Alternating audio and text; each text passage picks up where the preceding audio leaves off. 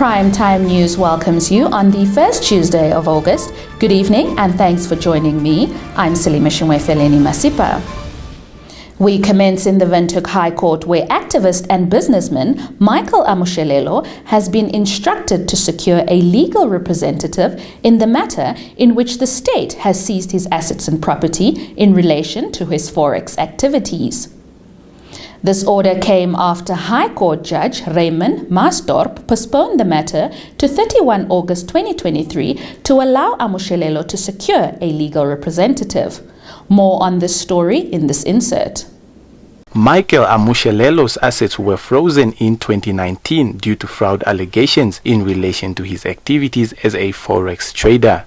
Amushelelo reappeared in the Windhoek High Court on Monday. However, he asked High Court Judge Ramon Maasdorp to postpone the hearing while waiting for a legal representative to be provided to him by the Directorate of Legal Aid. Maasdorp stated that failure to get a legal representative, Amushelelo will have to represent himself during the trial proceeding on 31 August. Reporting for Primetime News, Ishmael Mukvonda. Switching focus onto health matters, the Executive Director in the Ministry of Health and Social Services, Ben Nangombe, says mineral miners are at exceptional risk of tuberculosis due to the working conditions inside mines. Nangombe made these remarks during the Developing Country Implementation for Mine Health and Safety Standards Operating Procedures workshop held in the capital on Monday. Wenji Kandanga filed this report.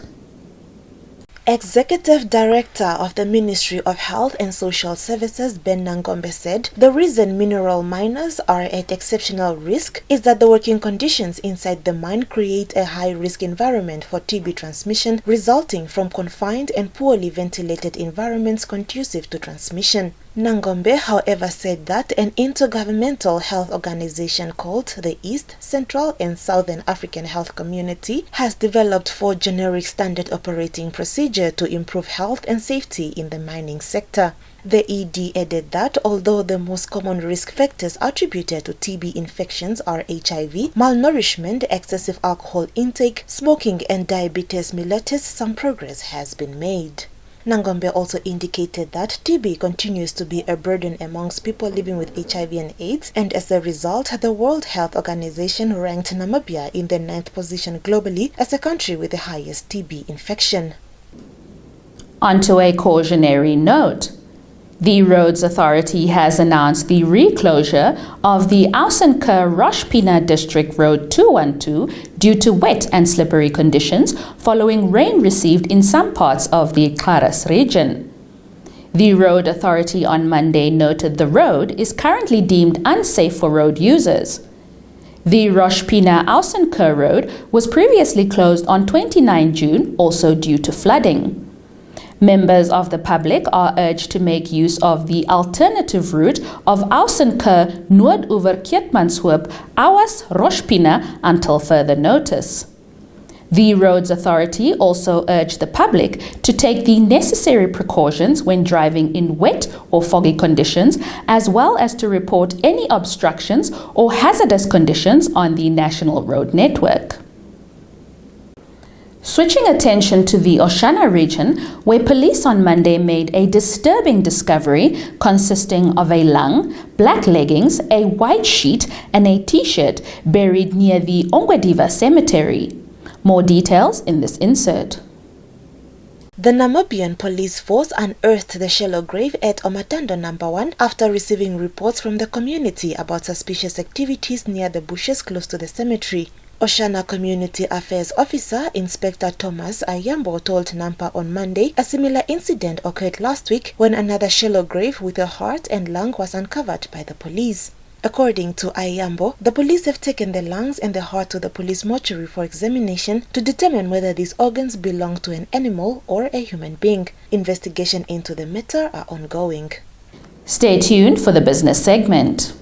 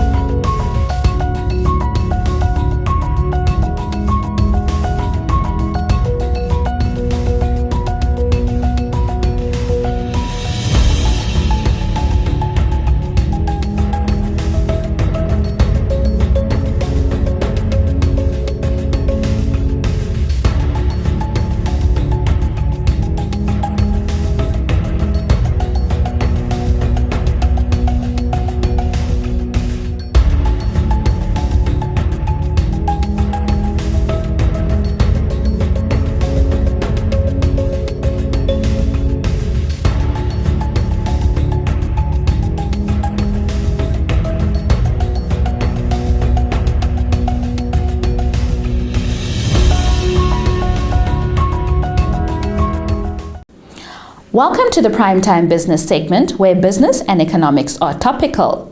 Jason Kasuto, the chairperson of the Economic Association of Namibia, believes Namibians should approach the energy conservation with an open mind and not dismiss the potential benefits that may accrue from the oil and. Therefore, it's important that we take both hands to grab opportunities where we can together talk and design a better future for Namibia.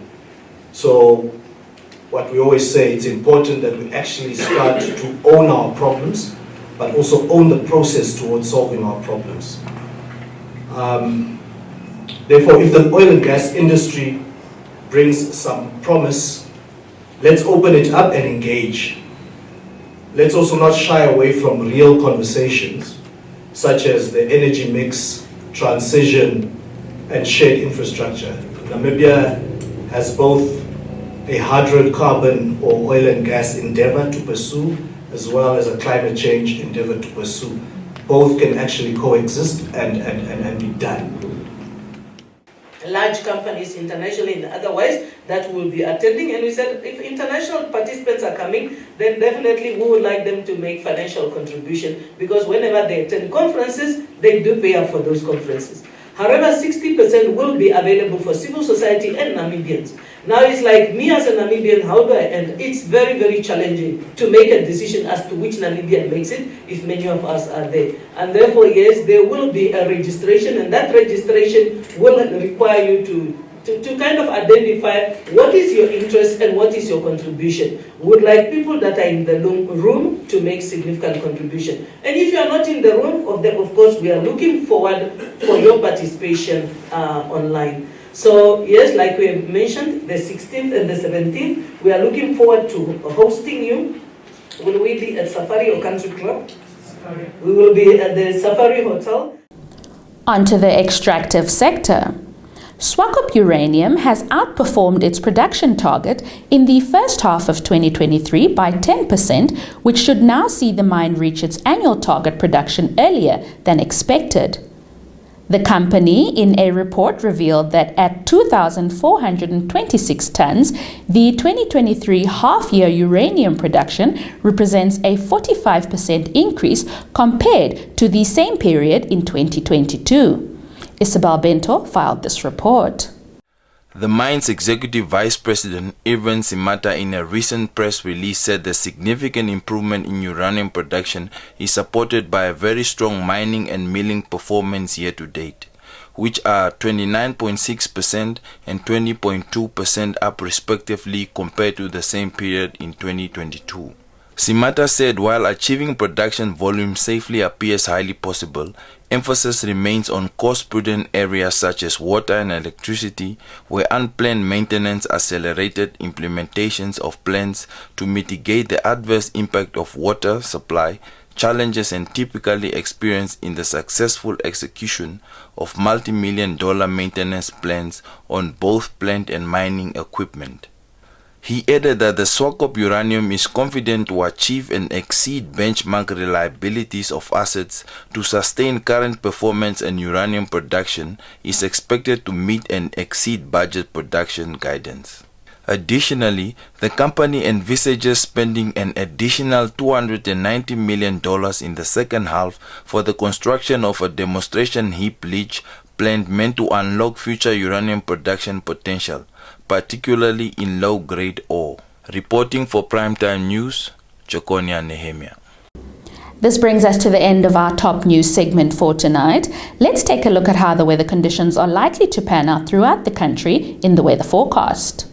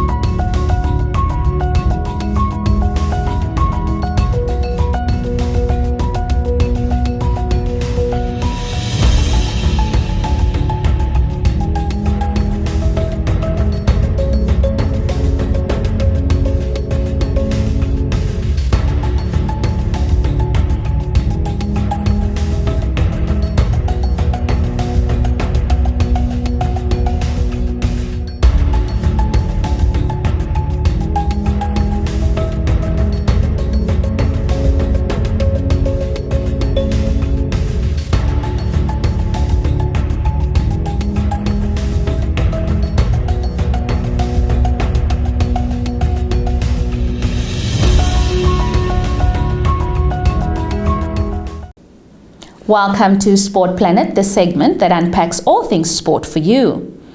The segment commences with Bundesliga. Bayern Munich boss Thomas Tuchel earlier today revealed he was saddened that things didn't work out for Sadio Mane at the club, but feels his departure is for the best. The Senegal forward, who joined Bayern just 12 months ago, is joining the growing number of players heading to Saudi Arabia. The 31-year-old is reportedly set to join Cristiano Ronaldo at Al Nassr in a deal worth a reported $45 million.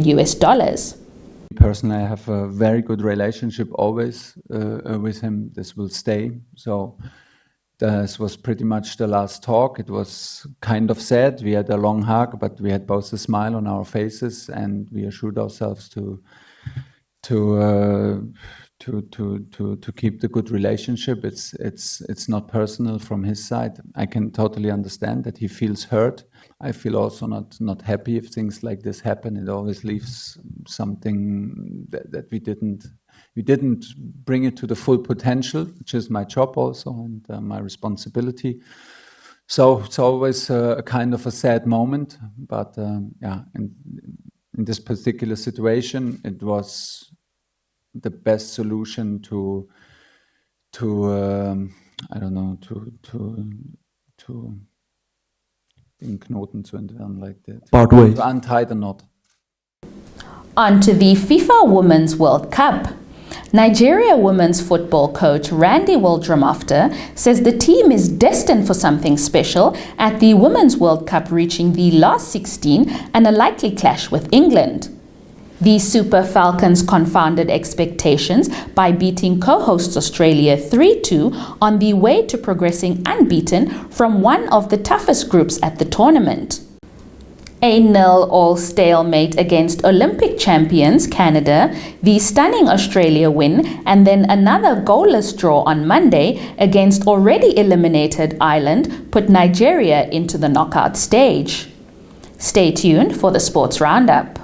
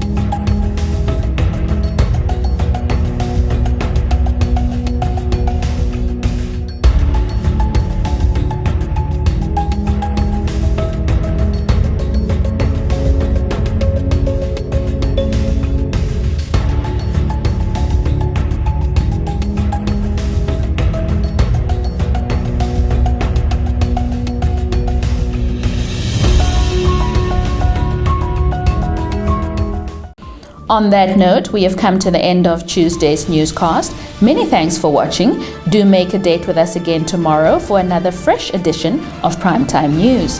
From myself, Salima Shumwefeleni Masipa, and the entire crew behind the scenes, it's good night.